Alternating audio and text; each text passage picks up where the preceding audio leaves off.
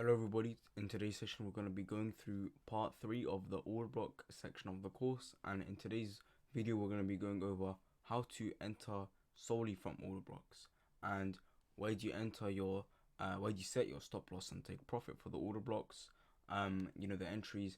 And just a quick disclaimer, these entries may not look completely refined or completely detailed, because I am only explaining how to get an entry from purely order blocks, right? So I'm not going to do any refining or I'm not adding Wyckoff or any other things. We're just going to be getting entries purely from order blocks, right? And I'm doing this for the education side of things because I need to explain why exactly we're going to be entering at a certain part of an order block and where we set our take profits and our stop losses, right? Simply. So let's begin. Now, you always enter at the mitigation of an order block, right? And this will usually happen at the 1 of the order block. Now, if you don't know what I mean by the 1 of the order block, this will usually be the top of the order block, and I'll show you what I mean on the chart as always. And you always set your stop loss at the 0 of the order block, and then you can set your take profits in different areas like market structure, liquidity, contesting order blocks, and there will be more on take profits in the risk management / risk control section of this course, right? But anyways, now let's just begin on the chart. So if I begin with the example that we had earlier on CAD-JPY,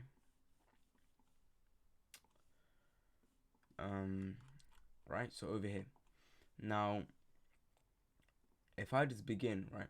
So we have this order block over here, right? I explained this in the previous video, this order block, and exactly what happened in this scenario.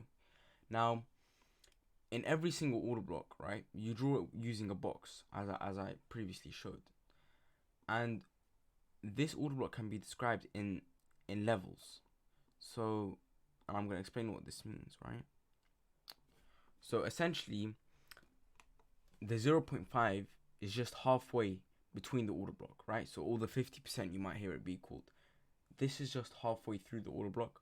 The 1 is this part of the order block, right? So the first part of the order block, and the 0 is is the very end of the order block, right?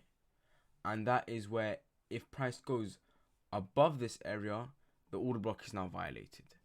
And I'm going to show you what I mean by that. So if we were to get an entry from this order block purely using the order block, right, what we're going to do is we're going to enter our short position. We're going to put our stop loss here, right, at the 0.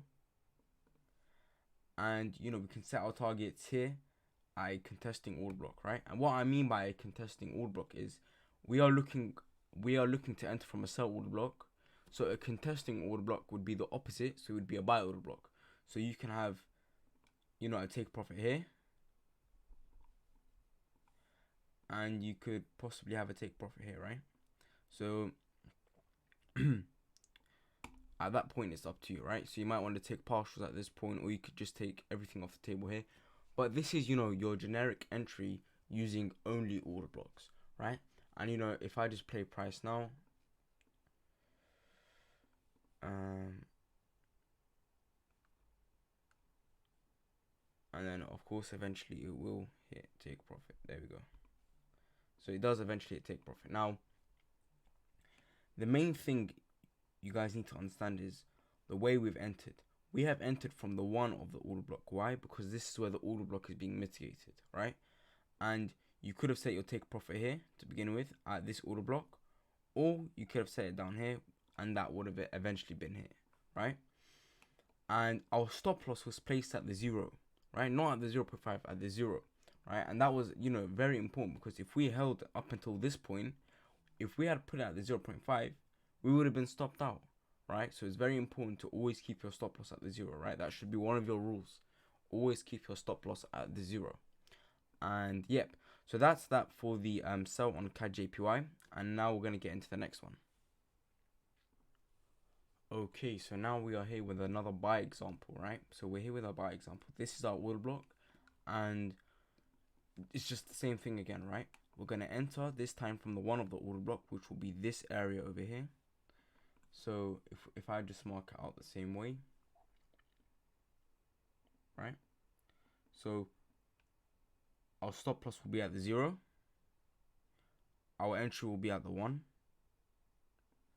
And yeah, so that's it basically, right?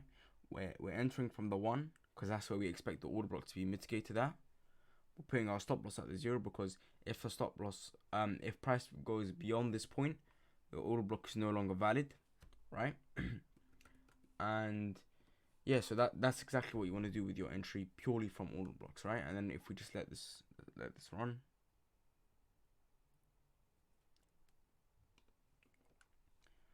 let's go like this, and then we'll just speed things up, right?